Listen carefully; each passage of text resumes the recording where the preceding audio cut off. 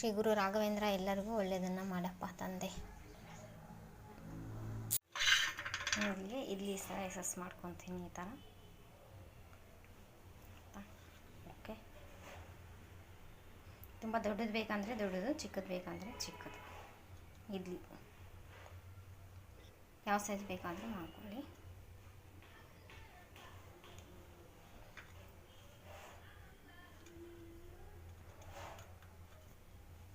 Next okay,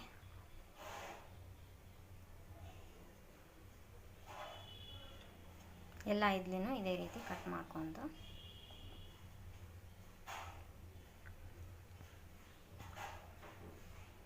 next ಈ shape ದೊಡ್ಡದು ಮಾಡ್ಬೋದು, ಏನು ತೊಂದರೆ ಇಲ್ಲ.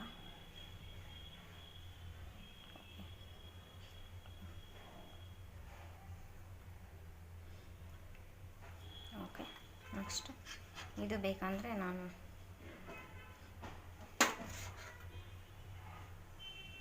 ಓಕೆ ಎಲ್ಲ ಇಡ್ಲಿನೂ ಎಷ್ಟಿದೆ ಅಷ್ಟು ಇಡ್ಲಿ, ನೀವು ಎಷ್ಟು ಮಾಡ್ತೀರಿ, ಎಷ್ಟು ಕ್ವಾಂಟಿಟಿಯಲ್ಲಿ ಮಾಡ್ತೀರಿ ಅದ್ರ ಮೇಲೆ ಡಿಪೆಂಡ್ ಆಗುತ್ತೆ. ನೆಕ್ಸ್ಟ್ ಒಂದು ಪಾತ್ರೆಯಲ್ಲಿ ಎಣ್ಣೆ ಹಾಕಿ ಸ್ವಲ್ಪ ಸಾಸಿವೆ ಹಾಕ್ತೀನಿ. ಸಾಸಿವೆ ನಂತರ ಸ್ವಲ್ಪ ಜೀರಿಗೆ, ಸಾಸಿವೆ ಜೀರಿಗೆ ಹಾಕಿದ ಮೇಲೆ ನಂತರ ಒಣಮೆಣಸಿನ್ಕಾಯಿ, ಕರಿಬೇವು, ನಂತರ ಇಡ್ಲಿ ಪೀಸಸ್ ಎಲ್ಲ ಹಾಕ್ಕೊತೀನಿ.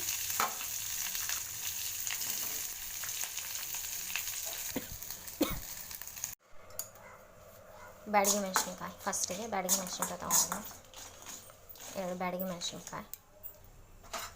ಓಕೆ, ಸ್ವಲ್ಪ ಎಣ್ಣೆ ಹಾಕಿ ಬಾಡಿಸ್ತೀನಿ. ಮೆಣಸಿನ್ಕಾಯಿನ ಬಿದ್ದೋಗ್ಬಿಡ್ತೀನಿ, ಬಿಡಬೇಡ ಅಲ್ಲೇ. ನೆಕ್ಸ್ಟ್ ಓಕೆ, ಸ್ವಲ್ಪ ಎಣ್ಣೆಯಲ್ಲಿ ಬೆನೀಲಿ. ನಂತರ ಹಿಂಗು,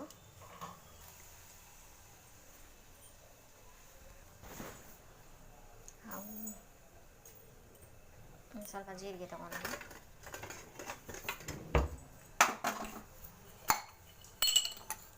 ಸ್ವಲ್ಪ ಜೀರಿಗೆ ಸಾಕು ಅನಿಸುತ್ತೆ. ಸ್ವಲ್ಪ 4 ಮೆಂತ್ಯಕಾಳು ಸಾಕು. ಎಲ್ಲ ಚೆನ್ನಾಗಿ ಹುರ್ಕೊಂಡು ಇದನ್ನ ಈಗ ಪೌಡ್ರ್ ಮಾಡಿಕೊಂಡು ಮಸಾಲಾನ ಪುಡಿ ಮಾಡ್ಕೊತೀನಿ. ಈಗ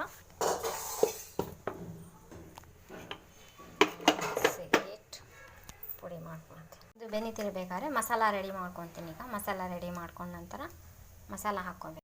ಮಸಾಲ ರೆಡಿ ಆಗಿದೆ. ಮಸಾಲ ನೋಡ್ಕೊಂಡು ಹಾಕೋಬೇಕು, ಯಾಕಂದರೆ ಚಿಕ್ಕ ಮಕ್ಕಳೆಲ್ಲ ತಿಂತಾರ, ಸ್ವಲ್ಪ ಏಜ್ ಆಗಿರೋರೆಲ್ಲ ತಿಂತಿರ್ತಾರಲ್ಲ, ಹಾಗಾಗಿ ನೋಡಿ ಹಾಕೋಬೇಕು ಮಸಾಲ ಎಲ್ಲ.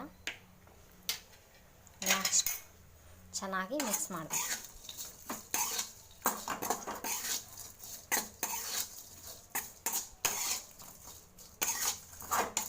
ಓಕೆ,